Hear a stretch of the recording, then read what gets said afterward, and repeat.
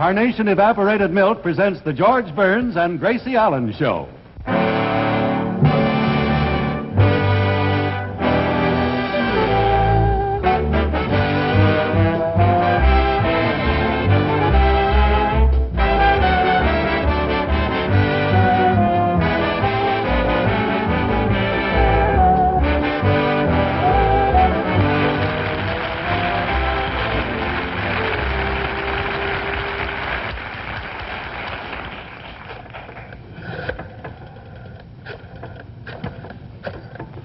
Hello, Harry? This is Gracie. May I speak to Blanche, please? What?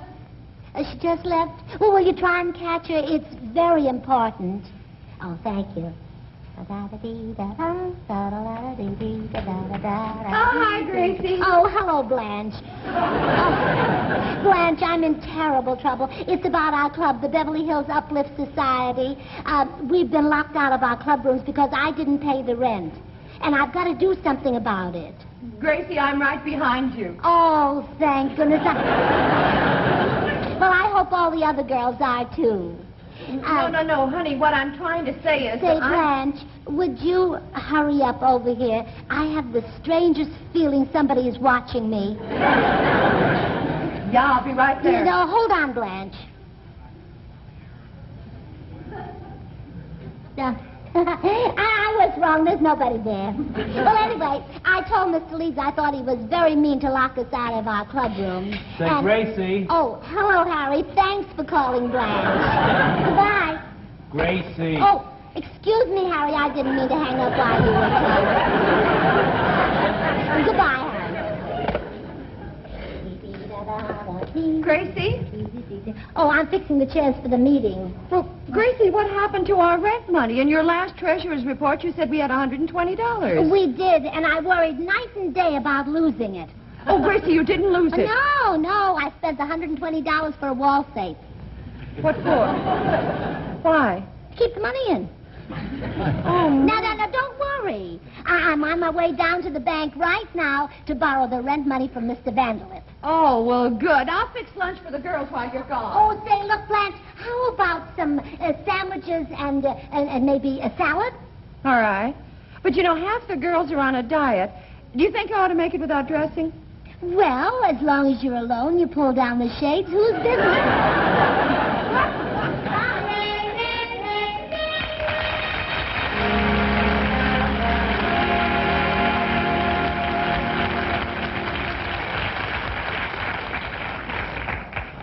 I heard a few snickers when Gracie mentioned her club, the Beverly Hills Uplift Society. Believe me, you wouldn't laugh at that name if you ever got a look at some of those women. Originally, there were 20 members, but it fell off a little during the last war. They did a little war work, and by accident, 6 of them were shipped out with bundles for Britain. Before they got their club rooms, they used to meet in my house all the time. I'd come home from the office, I'd find one committee in the living room, one in the bedroom, one in the dining room. They were all over the house. So I finally told Gracie that I'd like to wash my hands of the whole thing, and she said, knock first or you'll surprise the Ways and Means Committee. But I will say this. They were always raising money for some cause. One of their favorite charities was a fund to take care of homeless children. I contributed to this for 5 years before I found out why the children were homeless. The mothers were always at my house holding needles. And all they do is talk about their operations. One woman talks about her appendix. One talks about her tonsils. Mrs. McAvity, the president of the club, she had so many operations that her jaws hurt.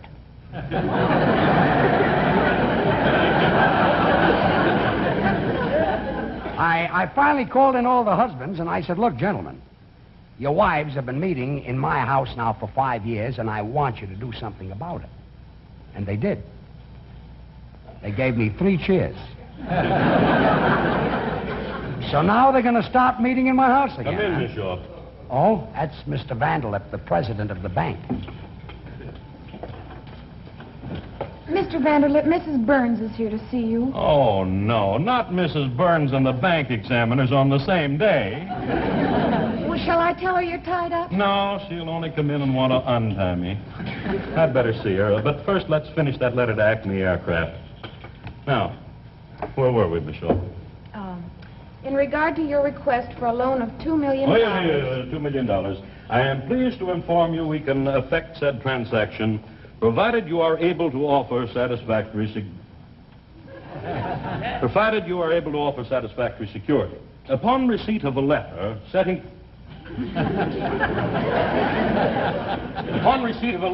forth said security, we can continue negotiations.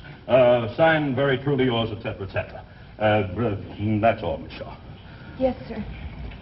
Sit down, Mrs. Burns. What can I do for you? Well, the Beverly Hills Uplift Society has been locked out of their club rooms because I didn't pay the rent, so I've come to borrow some money. Won't you take a chair? No, just money. We've got chairs.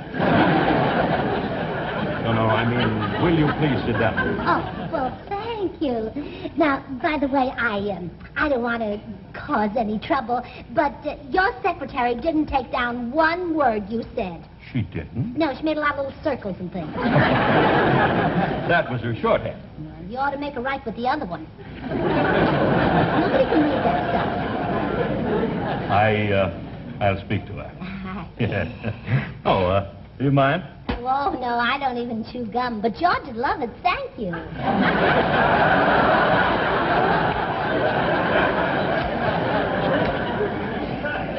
Now, you say your club wants to borrow money. Yes. Well, we don't like to lend any money unless we know the borrower is responsible. Oh, well, then your worries are over. We're short $120, and any woman in the club will tell you that I'm responsible. No, I mean as a banker, I like to secure my loan. You understand? Oh, certainly, yes. Now, tell me, can the ladies of your club put up collateral? Well, we can if it's in season. Last month we put up apple jelly, and in July we put up apricot. Mrs. Burns, No, we don't want to earn the money. We want to borrow it. Miss Shaw. Yes, Mr. Vanderlip? No, perhaps I'd better come on up. Will you excuse me? Well, certainly. I wonder how he did that. Now, just as soon as I go back in, you follow and say somebody important wants to see me. Well, who shall I say? Oh, Mr. Simpson. Yes, Mr. Vanderlip. I wish we had one of those at home. Now, Mrs. Burns, we can continue our conversation. Yes, let's get it over before Mr. Simpson gets here.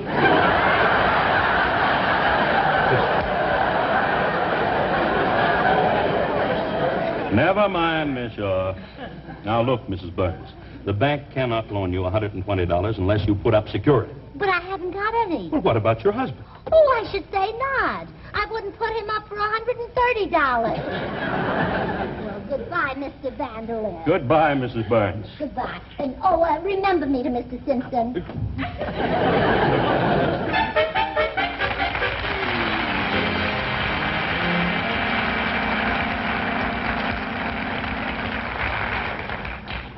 That's a great organization Gracie belongs to. You know, in most clubs, if a member is late to a meeting, he's got to pay a fine. In the Beverly Hills Uplift Society, if a member is late, they pay her. It gives them such a good chance to talk about her that it's worth it. But they do some very important work. They once called a special meeting, and they voted unanimously that they didn't like the high cost of living. Another time, this... Hi, honey. Oh, Harry Morton is home to lunch. Hello, Harry.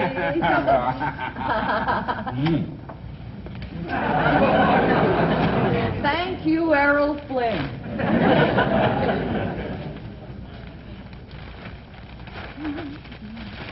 Well, you finally got my lunch fixed on time, huh? Did you fix up anything for yourself? That is for the club meeting at Gracie's today. Although I did have some things left over there on a plate in the icebox. Fine thing. Husband has to fix his own lunch. Well, Harry, I didn't know you were coming home today. Half the time you eat at the drugstore. Blanche, every once in a while a man has to have a good, wholesome, well-cooked meal he can digest. That's the only reason I go to the drugstore.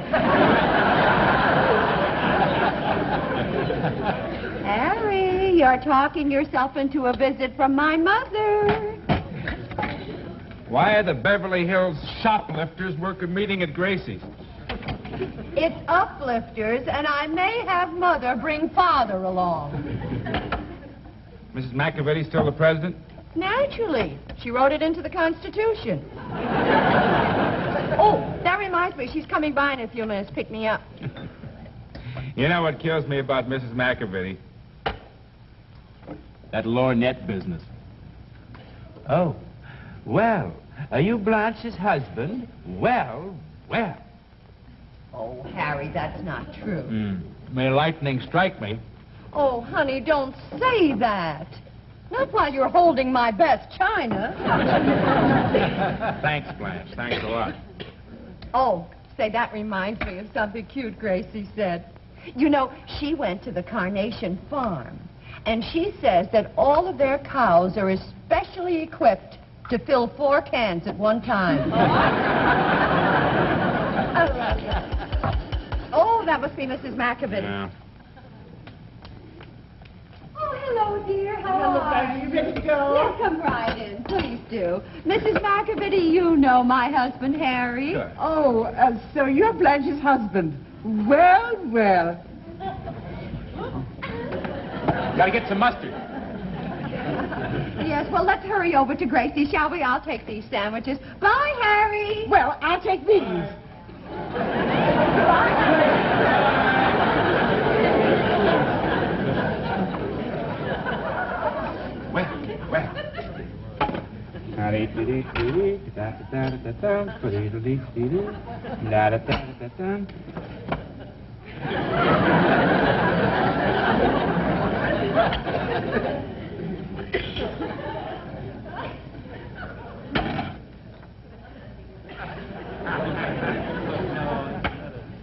Hey, Blanche, you left this.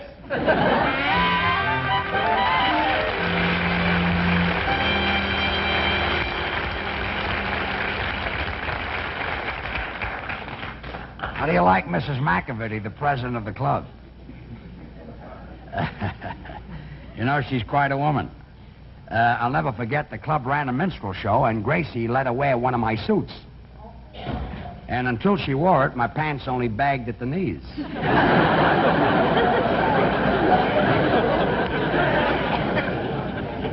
She's very rich, though. Her husband left her a beautiful home in Bel Air, 2 Cadillac cars, plenty of money. He left her practically everything. The only thing he took with him was the upstairs maid. Now, Mrs. McAvity is a little bitter about men. Come on, girls. We'll hold a meeting in here. Ladies and gentlemen, the emergency committee of the Beverly Hills Uplift Society. Come on,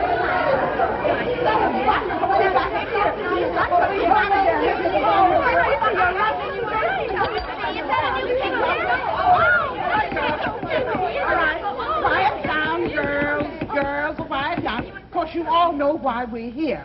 Now, the meeting will please come to order. Clara, will you please read the minutes of the last meeting?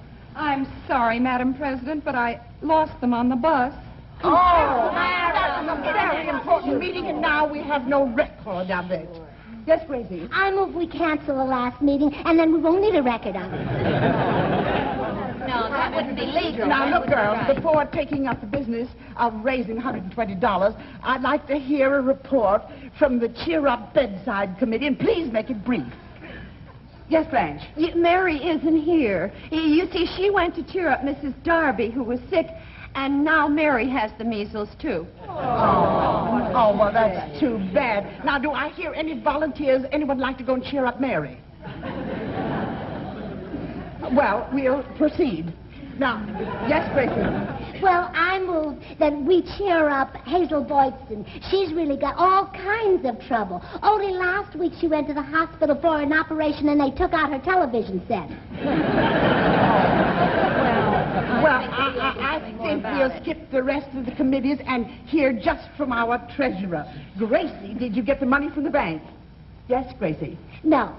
I went down to see Mr. Vanderlip, and that poor man is not well. Even his secretary knows there's something wrong with him. Why, even as I was leaving his office, I heard her say on the phone, Mr. Vanderlip cannot talk with you right now. He's in his office with a cracked brain. Well, I said, well, the upshot of the whole thing is that we still need the $120. Yes, but what do we do? Oh, I'm down here, George. Gracie, do you think you could get the money from your husband? That's a good idea. Oh, I don't know. He'd have to be in an awfully good humor. Oh, well, we could take care of that, couldn't we, girl? Here he comes. You know, I've known George Burns for a number of years. It seems to me that he's getting better looking all the time. And he wears his clothes better than Cary Grant. Oh, Gracie, you're so lucky to have such a young, handsome, devastating husband. And so talented.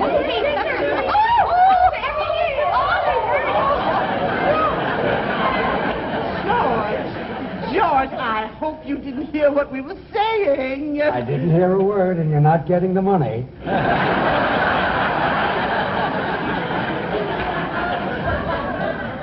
Gracie, can I say you please? Goodbye, ladies. Well, I'll be right back. Well, now there must be some way that we can raise I this money. know. Let's run a bazaar and we'll all sell kisses, huh? Oh, that's a good idea. Rita, how dare you suggest that Mrs. McAvity kiss strange men? This is an emergency and you mind your own business. The last time we tried to sell kisses, we lost $16. Well, money isn't everything. I mean, let's face it, girl. Oh, Harry. Hello, Gracie. I heard the Beverly Hills Uplift Society was meeting here, so I brought you girls a picture to hang in your club room. Well, how wonderful.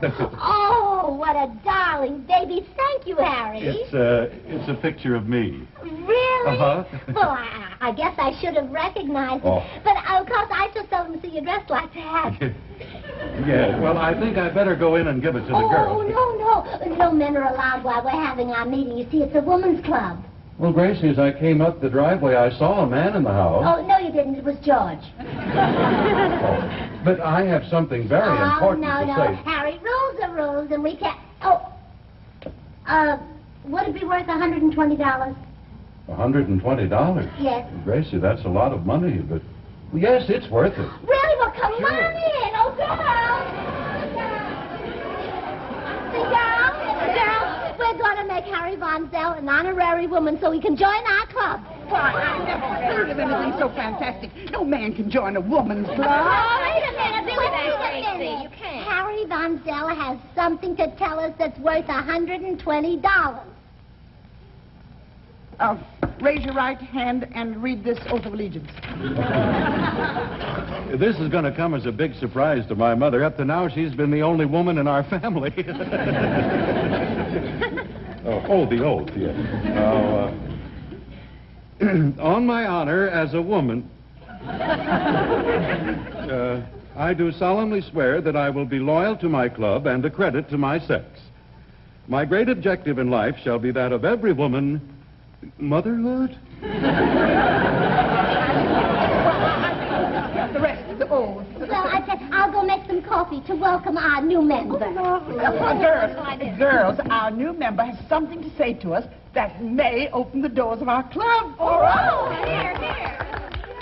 Well, ladies, it gives me great pleasure to present you with this picture of me to hang in your club room. Oh, isn't he the cutest thing you've ever seen? Oh, well, thank you so much, ladies. I was kind of cute in those days, too. And do you know why? Because I was a carnation baby. Oh, well, don't look surprised, yes, ladies. Even in those days, there were many, many carnation babies. And do you know how long ago this picture of me was taken? No. Well, that's a load off my mind. And there is another side to this picture. Yes, you see, these two just naturally go together. A healthy, happy baby and carnation evaporated milk. Really, you can't buy a better milk for your baby's bottle. Say, I'll tell you, you mothers who use carnation, tell me what you like about it most. Wait. We can't do it that way. Oh, I'll tell you what we can do. Let's let the oldest member speak first.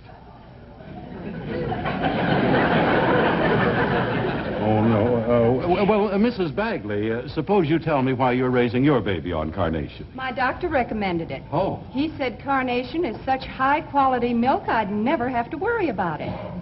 Mr. Von Zell, I want you to know that I raised my twins on Carnation, and I didn't have a speck of trouble. Oh, of course not.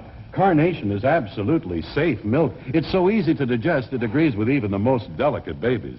Well, the famous Dion quintuplets were raised on Carnation. Mr. Von Zell, I don't want to brag, but, well, my daughter was a Carnation baby, and she has a perfectly beautiful teeth. Oh, well, that's because of vitamin D, the sunshine vitamin. You see, Carnation contains an abundant supply of this important vitamin so that all babies may develop strong bones and good sound teeth.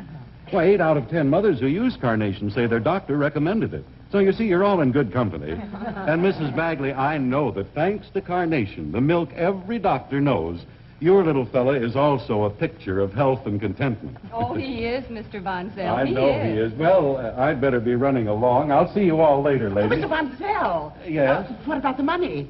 Oh, I'm forgetting all about that. You ladies have been so good to me, I'm not charging you anything.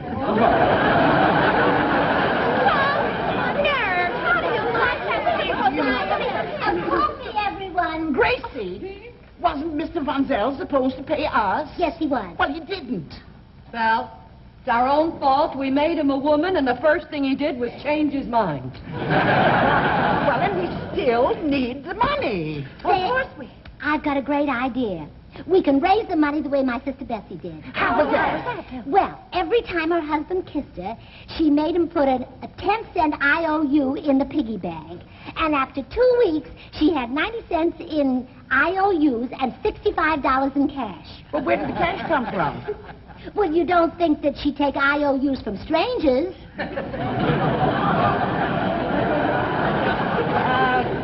Gracie did it. I don't you don't like the idea? Well, coffee, everybody.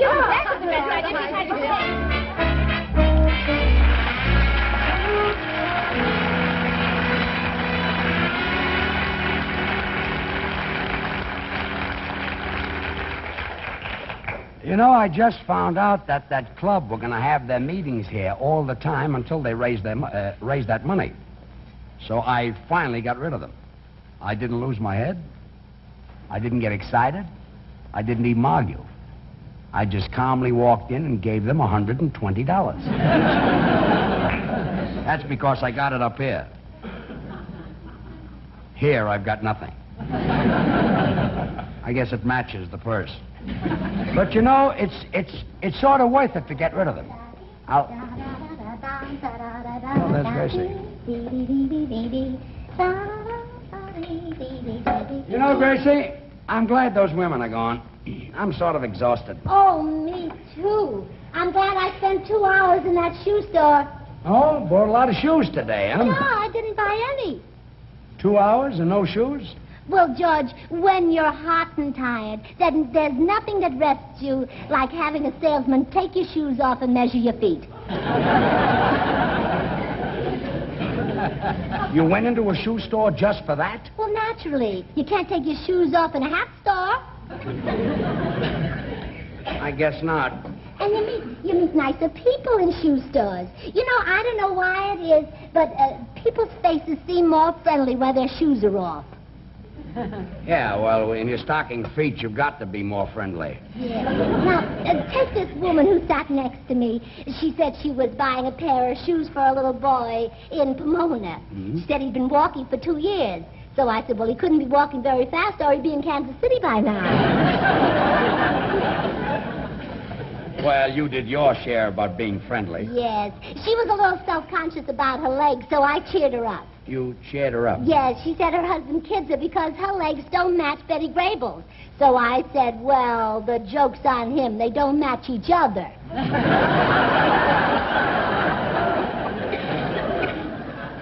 Well, you certainly cheered her up, all right. Oh, yes. And then there was another woman who sat next to me. She was nice, but not very bright. Oh, sort of on the dumb side. So she said that she wanted a pair of shoes, not for dress wear, but something very comfortable to sit around the house in. Something to sit around the house in? Yes. Well, that's natural, yes. Yes. But, George. Yeah.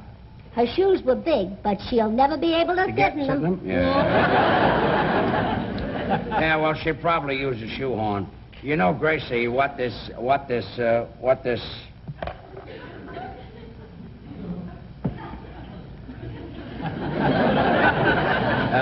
I give up. What is this little number? Oh, I'm sewing your long underwear and your shorts together.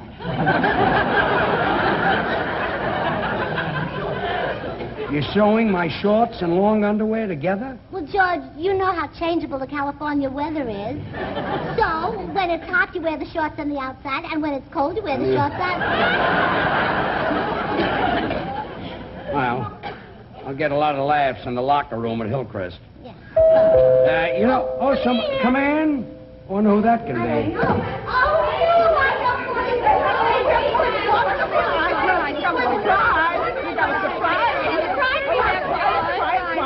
Gracie, we thought of a way to pay back George the $120 we owe him. It was really Rita's idea. Oh. She thought of having a bazaar and selling kisses for $1 apiece. Oh, I love that idea. Isn't that a great idea, George? Oh, I think it's wonderful. I think any man would pay $1 to kiss you charming ladies. You know, we were isn't that hoping nice? you'd feel like that about it. All right, get behind me, girl.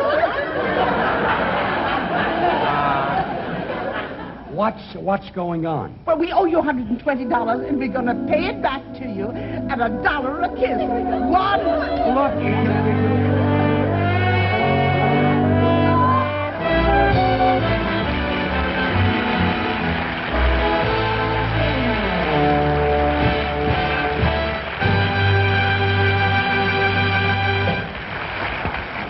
George and Gracie will be back in just a moment. In the meantime, here is something that you homemakers will most certainly appreciate. Watch for the cake mix and carnation display at your grocer's. And now here is Carnation's own contented couple, George and Gracie.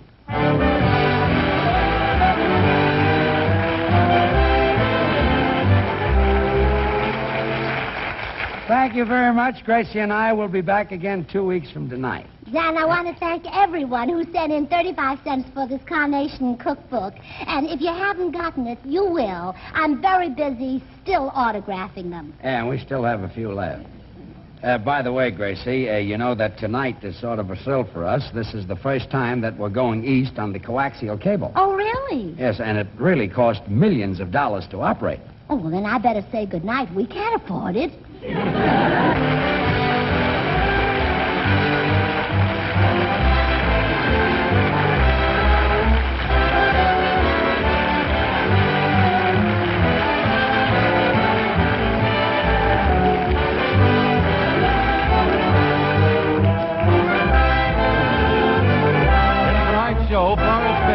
As Mrs. McAbibby, Lou Merrill as Mr. Vanderlip, and Verna Hilly as Clara Bagley. Also in the cast were Joyce McCluskey, Hope Sansbury, Margie List, Mary Adams, and Cecily Brown. And remember, friends, that next week at this time, the Gary Moore Show will be on this channel over most of these same stations, and I know you'll enjoy it. This is Harry Von Zell saying good night for Carnation.